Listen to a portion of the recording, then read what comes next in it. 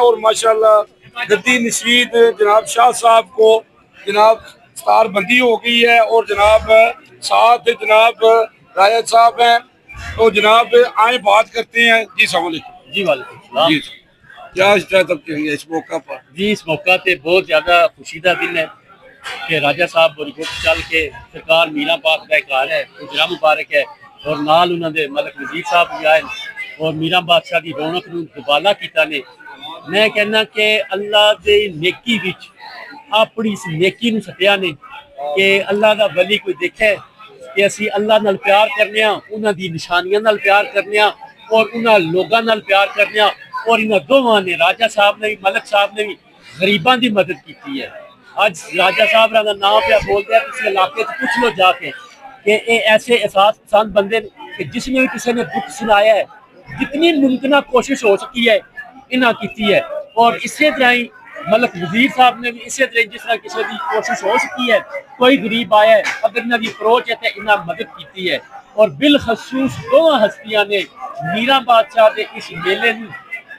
भरपूर तरीके रौनक अफरोज किया है और मैं इन्हों का बहुत बहुत शुक्रगुजार हाँ। मेरी इतनी औकात नहीं है कि मैं दुआ को दे सका या कह सका लेकिन मैं एक इंतजार कर सकना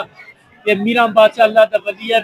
या अल्लाह तेन मीरा बादशाह का सदका पाक मुहम्मद मुस्तफा का सदका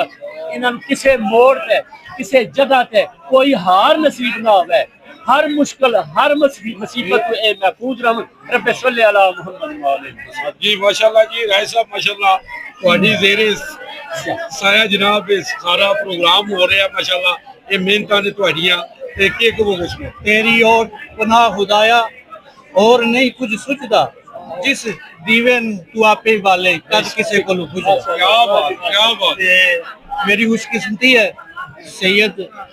मीरा अली हैदर बादशाह की बारगाह च मैं खलोते हैं तो उन्होंने औलाद विच बैठे हैं। इस तो वड्डी खुशकिस्मती की हो सकती है मेरी और इस पूरी बस्ती की। आवाम नूं के मैसेज दोगे तुसीं इस मौके? आवाम नूं मैसेज है जिस तरह अजकल दे दौर विच नफरतां हैं और सानू औलिया इकराम दी तरफ सानू रजू करना चाहिए जिथे इखलाक ते प्यार का दर्स मिलता है। बेशक जी बेशक जी ये जी प्यार का दर्स है जनाब शाह साहब की तरफों भी जनाब अस्सलाम वालेकुम। जी वालेकुम सलाम। के कहोगे तुसीं जनाब ये सरकार मौलाना साहब की भी पीर अपना सरकार दी पीर इरफान शाह और पीर साबी शाह साहब की मेहरबानी है सानू ना इस काबल समझे है असी दरबार शरीफ के साढ़े वालद भी आमदे रहे साड़ी वालदा भी इसे दरबार शरीफ से आमदे रहे इंशाअल्लाह साढ़े को जो हो सकता है असी हर खिदमत कर की भी है इंशाअल्लाह सारी जिंदगी करांगे। जी जी शाह जी के कहोगे इस मौके? बिस्मिल्लाहिर्रहमानिर्रहीम अला इन्ना औलिया ला खौफुन अलैहिम वला हुम जितने जेडे लोग आए इन्हां दे बहुत मशहूर है राजा साहब दे मलक साहब दे बहुत मशहूर है राजा मोहम्मद साहब दे सारे मशहूर है जिन्हां इस रौनक को दुबाला किया है ते ये साडा 300 साल तो आ रहा है ते बड़ियां ये साडा खुशियां का एक मौका होंदा है एंटरटेनमेंट का मौका होंदा है इत्थे आके सारे अपनी खुशियां मनाते हैं एक दूसरे नाल प्यार मोहब्बत ते ये दर्श देना चाहिए हर किसी नाल प्यार मोहब्बत का दर्श है जनाब के कहोगे साथ इस मौके पे? ਅਸੀਂ ਇਹੀ ਕਵਾਂਗੇ ਜਨਾਬ ਇਹ ਸਾਡੇ ਗ੍ਰਾਂ ਦਾ ਮੇਲਾ ਸਾਡੇ ਗ੍ਰਾਂ ਦੀ ਰੌਣਕ ਹੈ ਅਸੀਂ ਇਸ ਨੂੰ ਹੋਰ ਮਜ਼ੀਦ ਦੁਬਾਲਾ ਕਰਾਂਗੇ ਔਰ ਕੋਸ਼ਿਸ਼ ਕਰਾਂਗੇ ਕਿ ਹੋਰ ਸਾਡਾ ਮੇਲਾ ਇਹ ਅੱਛਾ ਹੋਵੇ ਔਰ ਇਹ ਸਾਰੇ ਲੋਕ ਅਸੀਂ ਇਕੱਠੇ ਹੋ ਕੇ ਇਸ ਮੇਲੇ ਨੂੰ ਹੋਰ ਮਜ਼ੀਦ ਬਿਹਤਰ ਕਰੀਏ। मैं फिर शुक्रगुजार हाँ राजा कामरान हयात का और मलक साहब रहा और नाल इस नौजवानों का इन्होंने लड़कियों का राजा नईम अख्तर का और राजा नोमी का इतनी मीरा बादशाह की ड्यूटी देंगे और बंदियां बड़े मुनज़म तरीके नाल प्यार नाल इखलाक नाल कोई गल कोई इशू उठता तो रफा कर दें और इन्होंने सब बच्चों का भी जेडे इतने सरकार के दर से आए बड़ा अच्छा तामन करते हैं। बस एक मैसेज है मेला दो किस्म का होता है एक मेला होता है फ्रेशमैन आओ एंजॉय करके चले जाओ एक जिस किसी वली को आते ना उस मेले तो वली होता है खुश उहदे कोल जितनी ताकत होती है ना जेडे वाले मार्फत वाले होते हैं अज के तेरे को लैके जा सकते ना कि कुछ खुआ के जाइए। कोशिश करो कि अपने किरदार नाल अपने अमल नाल किसी औलिया अल्लाह को जाते हो तो कुछ हासिल करके जाओ ना कि जो कुछ है वो भी घुमा के जाओ। दूसरा मेरा ये मैसेज है क्योंकि मेला है उससे नौजवान लड़के नमाज का ख्याल करो और कोशिश करो कि कोई किसी किस्म का झगड़ा ना होवे, लड़ाई ना होवे, फसाद ना होवे, क्योंकि ਤੁਹਾਡੀ ਛੋਟੀ ਜੀ ਲੜਾਈ ਨਾਲ ਮੇਲੇ ਤੇ ਅਰਥ ਪੈਂਦਾ, ਤੁਹਾਡੀ ਛੋਟੀ ਜੀ ਤਕਲੀਫ ਕਿਸੇ ਨੂੰ ਦੇਣ ਨਾਲ ਮੇਲੇ ਤੇ ਫਰਕ ਪੈਂਦਾ। ਤੇ ਮੇਰੀ ਮਿਹਰਬਾਨੀ ਹੈ ਤੁਹਾਡੀ ਇਸ ਗੱਲ ਤੇ ਅਗਰ ਤੁਸੀਂ ਅਮਲ ਕਰੋ। जी माशाल्लाह जी, ये जनाब मेला जनाब राजा कामरान साहब की शेरे साल को हो रहा है और जनाब इन्हों बहुत अच्छे तरीके नाल देखो हो रहा है और जनाब सब मिल के पूरा ग्रां जनाब किसी फिरके तो हट के इस मेले ਨੂੰ ਇੰਜॉय ਕੀਤਾ ਜਾ ਰਿਹਾ है। जी अस्सलाम वालेकुम, क्या नाम है सर?